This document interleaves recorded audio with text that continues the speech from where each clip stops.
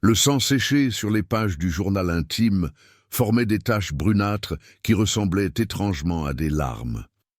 Pierre Dumont tenait entre ses mains tremblantes le dernier secret de sa tante Marguerite, mort 3 semaines plus tôt dans des circonstances que la police avait jugées naturelles. Mais rien n'était naturel dans cet appartement du 11e arrondissement, où les murs semblaient respirer avec une vie propre, où chaque craquement du parquet racontait une histoire que personne n'aurait dû entendre. Le 15 mars, Madame Dubois frappe encore sa fille. Le 18 mars, Monsieur Leclerc cache quelque chose dans sa cave. Le 22 mars, la petite Élodie pleure chaque nuit en appelant quelqu'un qui ne répond jamais. Les mots écrits à l'encre noire dansaient devant ses yeux fatigués, révélant un univers de voyeurisme malsain que sa tante avait cultivé pendant des années. Chaque ligne était une intrusion, chaque phrase une violation de l'intimité de ses voisins. Pierre sentait son cœur battre contre ses côtes comme un oiseau en cage. Il venait de lire son propre nom dans les dernières pages. Pierre arrive demain. Il ne sait pas ce qu'il va découvrir. Il ne sait pas que je l'observe depuis qu'il est petit. Il ne sait pas que les murs de cet immeuble gardent des secrets qui peuvent tuer. Sa tante l'avait-elle attiré ici pour une raison précise? Était-il une proie ou un complice involontaire? Un bruit sourd résonna soudain de l'appartement voisin, suivi d'un cri étouffé qui glaça son sang. Pierre colla instinctivement son oreille contre le mur, reproduisant inconsciemment le geste morbide de sa défunte tante. De l'autre côté, une voix féminine suppliait « Non, papa, pas encore !» C'était Élodie, la fille dont sa tante écrivait les souffrances avec une précision chirurgicale. Le journal disait vrai. Tout était vrai. À cet instant précis, Pierre Dumont comprit que sa vie venait de basculer dans un abîme dont il ne pourrait jamais s'échapper. Il tenait entre ses mains le pouvoir de sauver cet inconnu qui souffrait à quelques centimètres de lui, séparé seulement par une cloison de plâtre et des décennies de silence complice. Mais il ignorait encore qu'en voulant la sauver, il allait tomber éperdument amoureux d'elle, et que cet amour naissant allait les mener tous les deux vers une vérité plus terrifiante que tout ce que les murs pouvaient murmurer. Mes chers auditeurs, préparez-vous à plonger dans les méandres sombres de l'âme parisienne, là où l'amour naît des cendres de la peur et où la passion s'épanouit dans l'ombre du danger. L'histoire que je m'apprête à vous conter n'est pas un simple récit de romance, mais une exploration profonde des secrets que nous cachons tous derrière nos façades respectables. Dans les rues étroites du 11e arrondissement, où les immeubles haussmanniens gardent jalousement leur mystère, Pierre et Élodie vont découvrir que l'amour le plus pur peut naître des circonstances les plus troubles. Cette histoire vous transportera dans un univers où chaque regard échangé dans l'escalier cache une intention, où chaque murmure traversant les cloisons révèle une vérité inavouable. Vous découvrirez comment 2 âmes perdues peuvent se trouver au cœur d'un mystère qui les dépasse, comment la tendresse peut fleurir dans un terreau de suspicion et de danger. Pierre, ce jeune homme aux allures d'intellectuel parisien, et Élodie, cette femme brisée mais d'une beauté saisissante, vont nous prouver que l'amour véritable n'a pas besoin de circonstances parfaites pour s'épanouir. Alors que je déroule devant vous les fils de cette intrigue passionnante, je vous invite à vous laisser emporter par la magie de Paris, par l'intensité de cette liaison interdite, par la beauté tragique de ces personnages qui choisissent d'aimer malgré les ombres qui planent sur leur destin. Laissez-vous séduire par cette histoire, où le mystère et la passion s'entremêlent dans une danse aussi dangereuse qu'enivrante. Si cette histoire vous captive déjà, n'hésitez pas à vous abonner à la chaîne pour ne manquer aucun de mes récits passionnés. Laissez votre like si l'émotion vous gagne. Et surtout, dites-moi en commentaire de quel pays ou de quelle ville vous nous regardez. Votre présence donne vie à ces mots. Votre écoute donne un sens à ces histoires d'amour que je tisse pour vous avec tant de passion. Pierre referma délicatement le journal intime de sa tante, ses doigts encore tremblants d'émotion. L'appartement sentait l'encens et le temps qui passe, une odeur de souvenirs fanés qui collait au mur comme une seconde peau.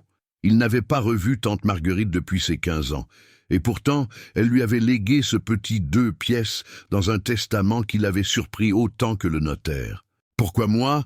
s'était-il demandé en gravissant l'escalier étroit aux marches de bois usées par des générations de locataires. Maintenant, assis sur le vieux canapé en velours bordeaux, il comprenait. Sa tante l'avait choisi comme héritier de ses secrets, comme gardien silencieux d'un monde souterrain qu'elle avait minutieusement documenté. Chaque page du journal révélait une facette cachée de l'immeuble. Les disputes conjugales du 3e étage, les rendez-vous clandestins de la concierge, les crises de larmes nocturnes qui résonnaient dans la cage d'escalier. Marguerite avait été la chroniqueur officieuse des drames humains qui se jouaient derrière chaque porte.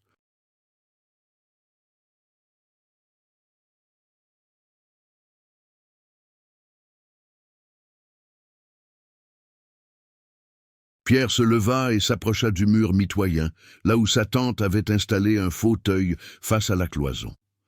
Des traces d'oreilles étaient encore visibles sur le papier peint défraîchi, témoins silencieux des heures passées à écouter la vie des autres. Il posa sa main contre le plâtre froid et ferma les yeux. Presque immédiatement, il perçut des bruits, le grincement d'une chaise, le froissement de papier, puis une voix masculine grave qui grondait des reproches incompréhensibles. « Élodie, combien de fois faudra-t-il que je te répète ?» La voix s'interrompit brutalement, remplacée par un silence pesant qui fit battre le cœur de Pierre plus fort.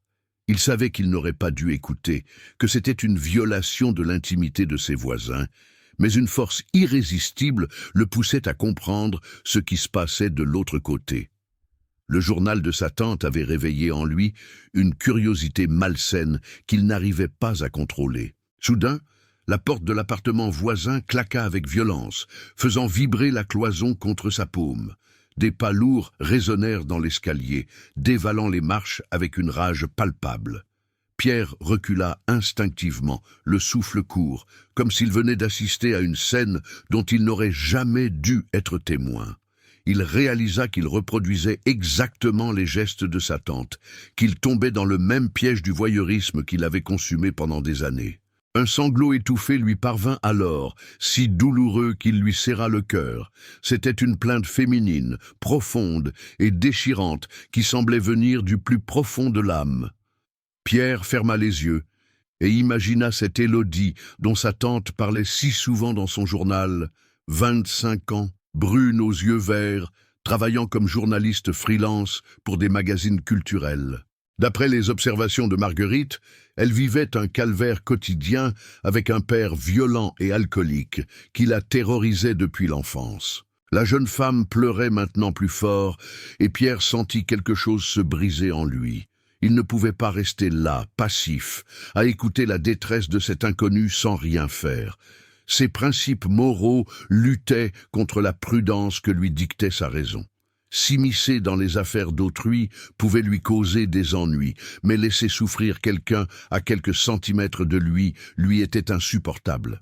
Il prit sa décision en une fraction de seconde.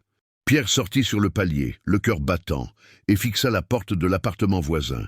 Une plaque de cuivre ternie portait le nom Dubois. Il leva la main pour frapper, puis se ravisa. Comment expliquer sa démarche sans avouer qu'il avait écouté au mur? Comment aborder une inconnue dans un moment de détresse sans passer pour un intrus ou pire, pour un pervers? Il resta planté là, ridicule, sa main suspendue dans le vide, partagé entre l'envie d'aider et la peur de mal faire. C'est alors que la porte s'ouvrit brusquement. Pierre se retrouva face à face avec la plus belle femme qu'il eût jamais vue. Malgré les traces de larmes qui striaient ses joues et l'échymose violacée qui marquait sa pommette gauche. Élodie Dubois le regardait avec des yeux verts, pailletés d'or, un mélange de surprise et de méfiance dans le regard. « Vous êtes le nouveau locataire ?» demanda-t-elle d'une voix cassée par l'émotion, et Pierre sentit son monde basculer définitivement. À cet instant précis, debout sur ce palier banal d'un immeuble parisien, Pierre Dumont tomba amoureux.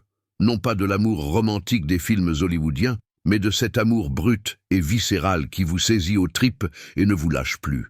Il tomba amoureux de cette femme brisée qui se tenait devant lui comme un oiseau aux ailes froissées, de sa beauté meurtrie qui rayonnait malgré la souffrance, de cette vulnérabilité qui appelait protection et tendresse.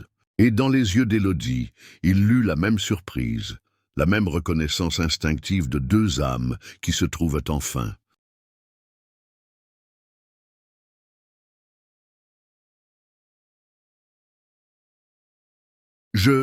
Je suis Pierre Dumont, je viens d'hériter de l'appartement de ma tante Marguerite, balbutia-t-il, troublé par l'intensité du regard d'Élodie.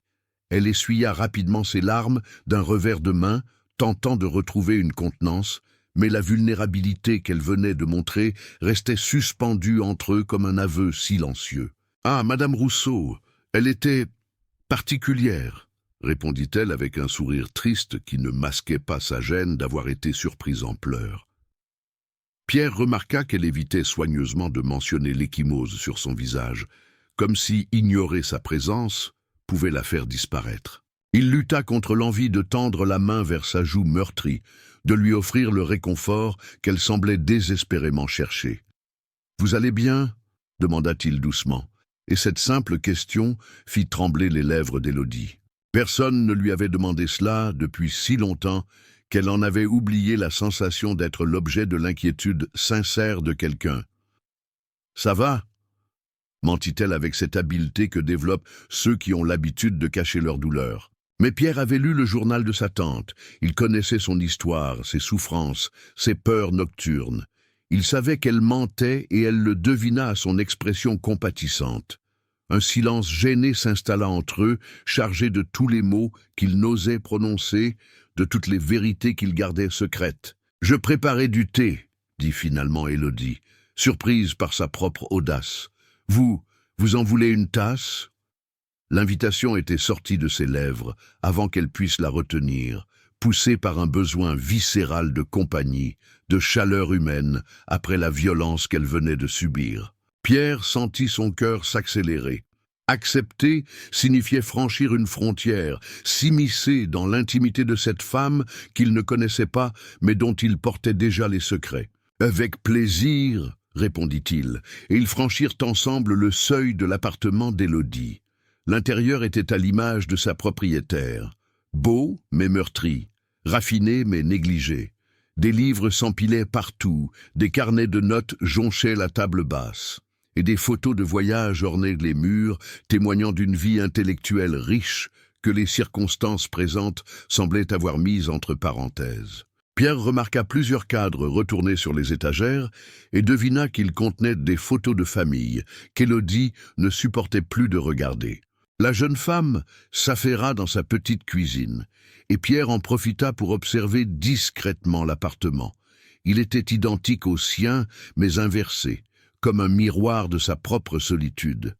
Sur le bureau près de la fenêtre, des articles de journaux s'entassaient avec des annotations à l'encre rouge, révélant le métier de journaliste d'Élodie. Une photo d'elle plus jeune, souriante et insouciante, trônait à côté d'un ordinateur portable fermé.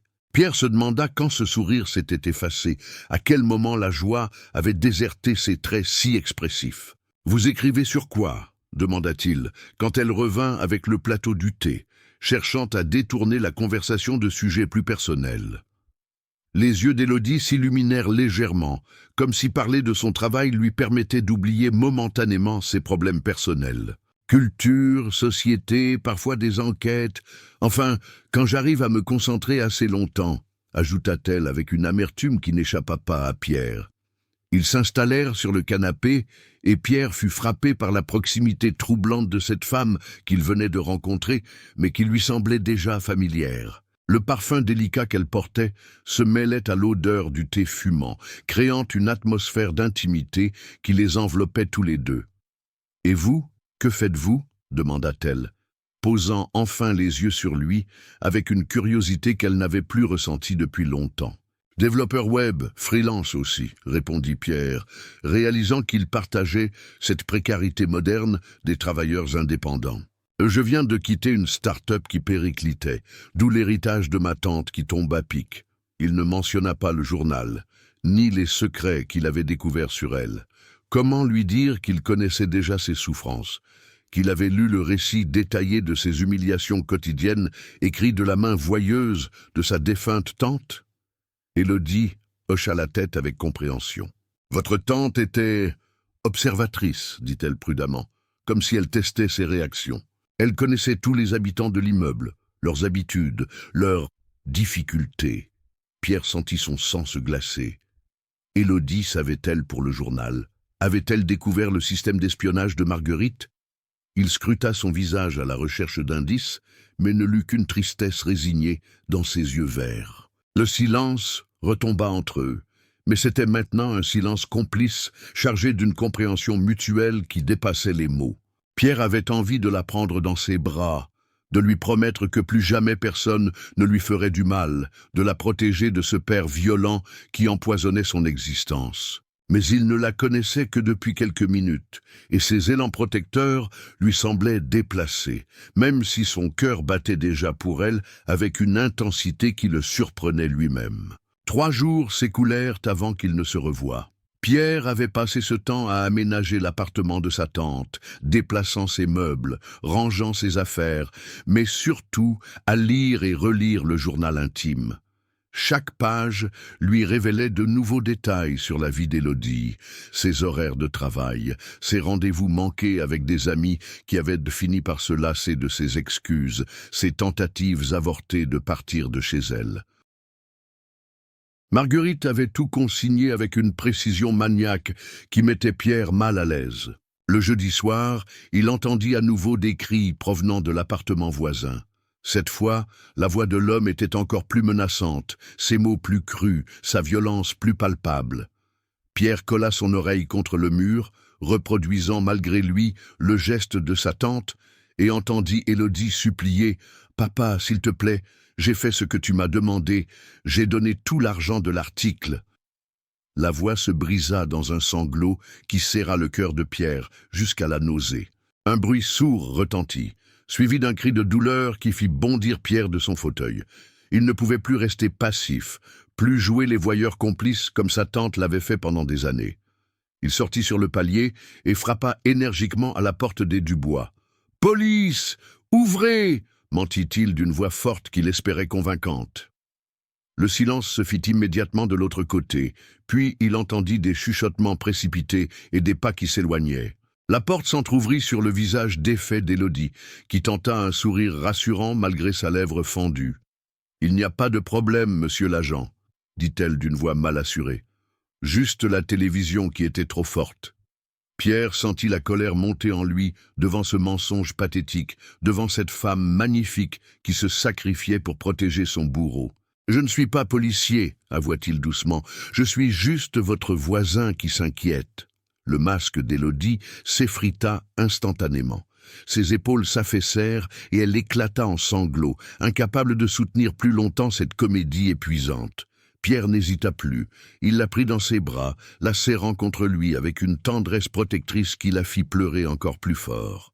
Elle se laissa aller contre sa poitrine, respirant son parfum masculin, s'abandonnant pour la première fois depuis des années à la sensation d'être protégée, désirée, aimée. « Il est parti acheter de l'alcool », murmura-t-elle contre son cou. « Il reviendra dans 1 heure, encore plus énervé. » Pierre resserra son étreinte, caressant doucement ses cheveux bruns soyeux. « Venez chez moi, » proposa-t-il. « Vous y serez en sécurité. » Élodie leva vers lui des yeux rougis par les larmes, mais brillants d'une reconnaissance infinie. « Pourquoi faites-vous ça? Vous ne me connaissez même pas. » Pierre plongea son regard dans le sien et répondit avec une sincérité qui les surprit tous les deux. « Parce que je suis en train de tomber amoureux de vous. » L'aveu résonna entre eux comme une évidence longtemps tue. Élodie ferma les yeux, savourant ces mots qu'elle n'avait plus entendus depuis si longtemps qu'elle en avait oublié leur pouvoir de guérison.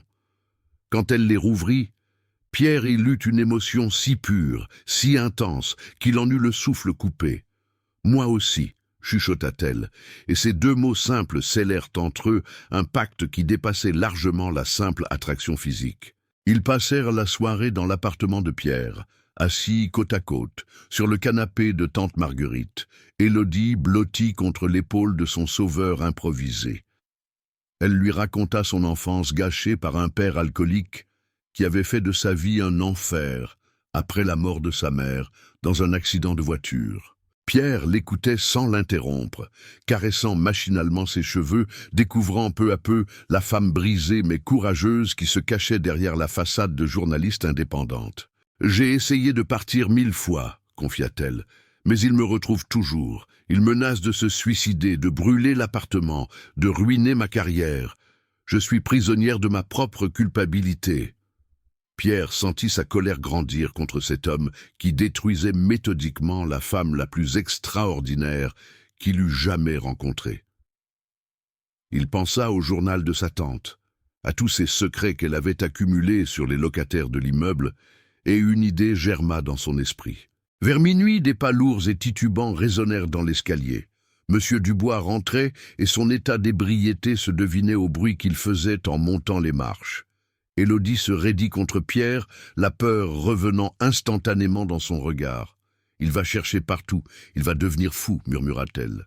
Pierre la serra plus fort et prit une décision qui allait changer leur vie. « Alors, nous allons lui donner une bonne raison de vous laisser tranquille. J'ai quelque chose qui pourrait l'intéresser. »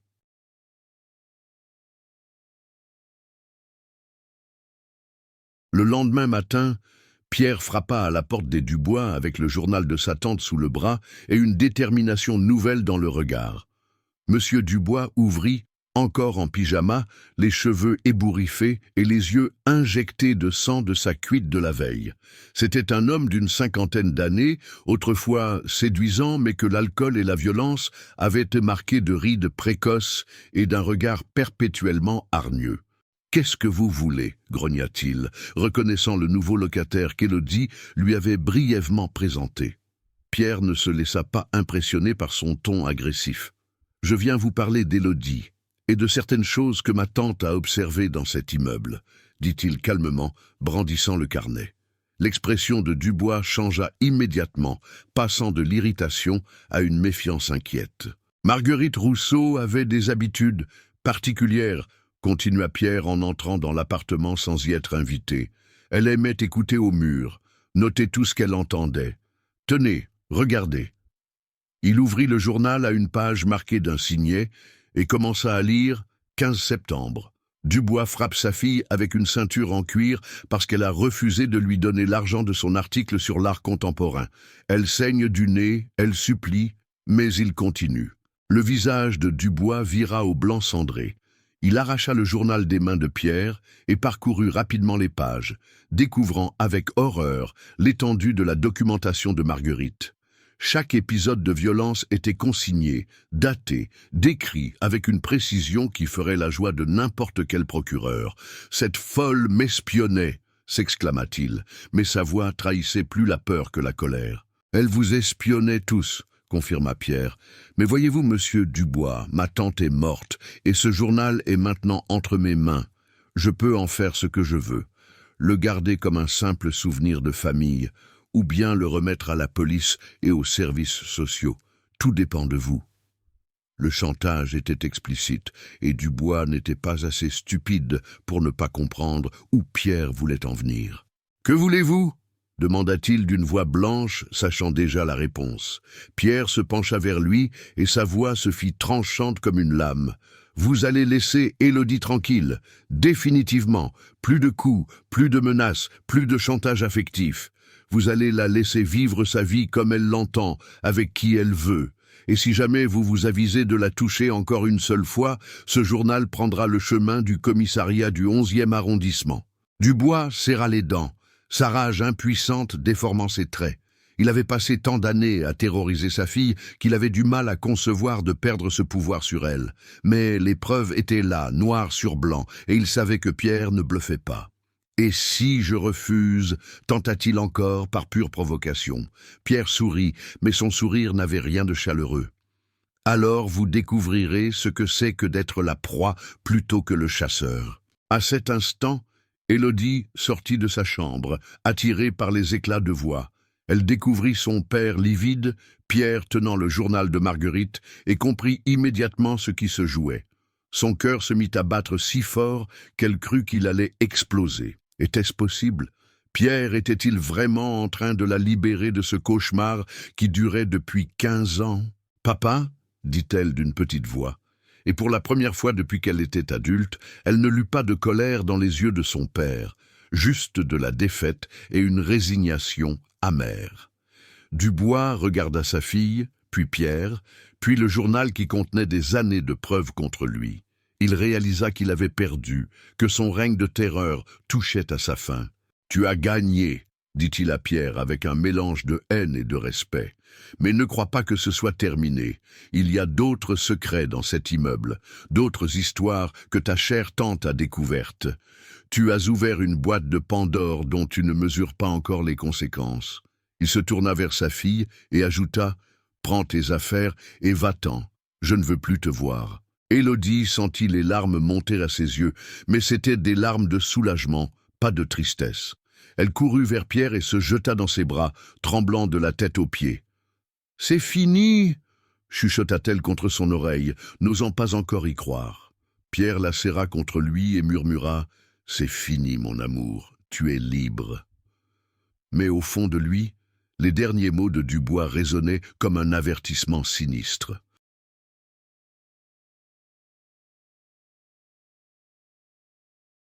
Deux semaines s'étaient écoulées depuis la confrontation avec Dubois, et Élodie avait emménagé officiellement chez Pierre. Il vivait un bonheur fragile, mais intense, découvrant les joies simples d'un amour naissant, les petits déjeuners partagés, les soirées blotties l'un contre l'autre, les nuits passionnées où ils oubliaient le monde extérieur. Pierre avait rangé le journal de sa tante dans un tiroir fermé à clé, espérant ne plus jamais avoir à s'en servir. Mais un matin, en descendant chercher le courrier, Pierre tomba sur Madame Leclerc, la concierge, qui l'attendait visiblement. C'était une femme d'une 60aine d'années, sèche et nerveuse, aux cheveux tirés en chignon strict et aux yeux perçants qui semblaient fouiller les âmes. « Monsieur Dumont, dit-elle d'une voix aigre, il faut que nous parlions de votre tante et de certaines habitudes qu'elle avait. » Pierre sentit un frisson d'inquiétude le parcourir. « Je ne vois pas de quoi vous parlez, mentit-il. » Mais Madame Leclerc eut un sourire mauvais qui révéla ses dents jaunies par le tabac. « Oh si, vous le savez très bien. Marguerite et moi, nous étions associés, disons. Elle m'informait de ce qu'elle entendait et moi je lui donnais accès à certains endroits de l'immeuble. Les caves, les combles, parfois même les appartements quand les locataires s'absentaient. Le sang de Pierre ne fit qu'un tour.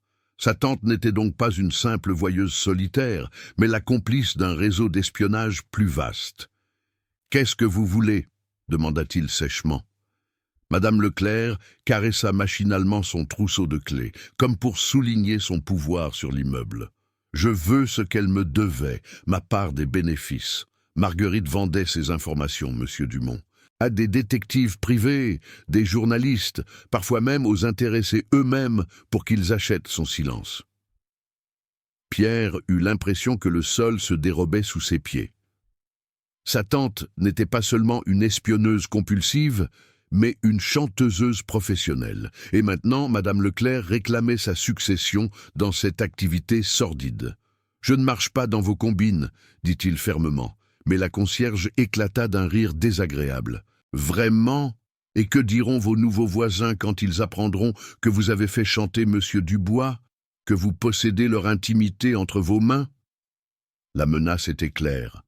Pierre réalisa qu'en sauvant Élodie, il s'était fait un ennemi redoutable qui connaissait tous les secrets de l'immeuble. « J'ai des copies du journal de Marguerite, » continua Madame Leclerc, « et bien d'autres documents qu'elle cachait dans sa cave. Des photos, des enregistrements. Votre petite amie sera ravie d'apprendre que vous la surveilliez avant même de la rencontrer. » Cette fois, Pierre blêmit. Si Élodie apprenait qu'il connaissait son histoire avant leur première conversation, qu'il avait lu le récit détaillé de ses souffrances écrit par une voyeuse malade, leur amour naissant pourrait bien ne pas survivre à cette révélation. « Que voulez-vous exactement ?» capitula-t-il. Madame Leclerc sourit, satisfaite d'avoir retrouvé un associé malgré lui. « D'abord l'argent que Marguerite me devait, 5 000 €. Ensuite, nous reprenons les affaires là où elle les a laissées. Vous avec vos talents d'informaticien, moi avec mes accès et mon expérience. Il y a de l'or dans cet immeuble, monsieur Dumont. Des secrets qui valent très cher sur le marché de l'information privée. Pierre sentit la nausée le gagner. Comment était-il tombé dans ce piège? Comment allait-il expliquer à Élodie qu'il était devenu, malgré lui, complice d'un chantage organisé? Ce soir-là, quand Élodie rentra de ses rendez-vous professionnels, rayonnante et détendue comme Pierre ne l'avait jamais vue, il n'eut pas le courage de lui avouer sa conversation avec Madame Leclerc. Elle lui raconta sa journée, ses projets d'articles, ses idées pour l'appartement qu'il partageait désormais, et Pierre acquiesçait machinalement, l'esprit ailleurs. Comment protéger cette femme qu'il aimait sans la perdre? « Tu vas bien ?» demanda Élodie en remarquant sa préoccupation. Pierre la prit dans ses bras et respira son parfum, essayant de graver dans sa mémoire ce moment de bonheur parfait avant que tout ne s'écroule. « Je t'aime », dit-il simplement, et elle sourit, interprétant sa mélancolie comme de l'émotion amoureuse. « Moi aussi je t'aime », répondit-elle en l'embrassant tendrement. Cette nuit-là, Pierre resta éveillé longtemps, écoutant la respiration régulière d'Élodie endormie contre lui. Par la fenêtre, il voyait les lumières de Paris scintiller dans la nuit, témoins silencieux des milliers de drames et de bonheurs qui se jouaient dans l'anonymat urbain. Il pensa à sa tante Marguerite, à ses années de voyeurisme obsessionnel, et se demanda s'il n'était pas en train de reproduire ses erreurs. Dehors, dans la cour de l'immeuble, une ombre bougea près des poubelles. Pierre plissa les yeux et reconnut la silhouette de Madame Leclerc, qui fouillait méthodiquement les détritus à la recherche de nouveaux secrets. Elle leva la tête vers sa fenêtre et lui fit un petit signe de la main, comme pour lui rappeler qu'elle ne l'oublierait pas. Pierre ferma les rideaux d'un geste sec, mais il savait que le mal était fait. Il était désormais prisonnier d'un système qui le dépassait, otage de secrets qu'il n'avait jamais voulu connaître. Au petit matin, quand Élodie se blottit contre lui en murmurant des mots d'amour dans son sommeil, Pierre prit une décision qui allait sceller leur destin à tous les deux. Il allait tout avouer à la femme qu'il aimait, quitte à la perdre. Car vivre dans le mensonge, même pour la protéger, c'était tuer à petit feu l'amour le plus pur qu'il eût jamais ressenti. Le lendemain matin, Pierre prit son courage à deux mains et avoua tout à Élodie, le journal de sa tante, les secrets qu'il avait lus sur elle avant même de la connaître, le chantage de Madame Leclerc et sa peur de la perdre. Il s'attendait à des cris, des reproches, une rupture définitive. Mais Élodie l'écouta en silence, les larmes aux yeux, puis elle prit ses mains dans les siennes et murmura « Mon amour, crois-tu vraiment que je ne savais pas que Marguerite nous espionnait? Crois-tu que je n'avais pas deviné que tu connaissais mon histoire ?» Pierre la regarda avec stupeur, et elle sourit à travers ses larmes. « J'ai compris dès notre première conversation que tu en savais trop sur moi pour un parfait inconnu. Mais tu sais quoi? Ça m'était égal. Pour la première fois de ma vie, quelqu'un me regardait avec mes blessures et m'aimait quand même. » Ils s'embrassèrent avec une passion renouvelée, scellant leur amour dans la vérité enfin partagée. Ensemble, ils décidèrent de faire face à Madame Leclerc. Pierre remit le journal original à la police, Élodie écrivit un article sur les réseaux de voyeurisme dans les immeubles parisiens, et la concierge fut arrêtée pour chantage et violation de domicile. L'amour avait triomphé des secrets, la vérité avait vaincu les mensonges, et Pierre et Élodie purent enfin construire leur bonheur sur des bases solides, loin des murs qui murmuraient des secrets trop lourds à porter.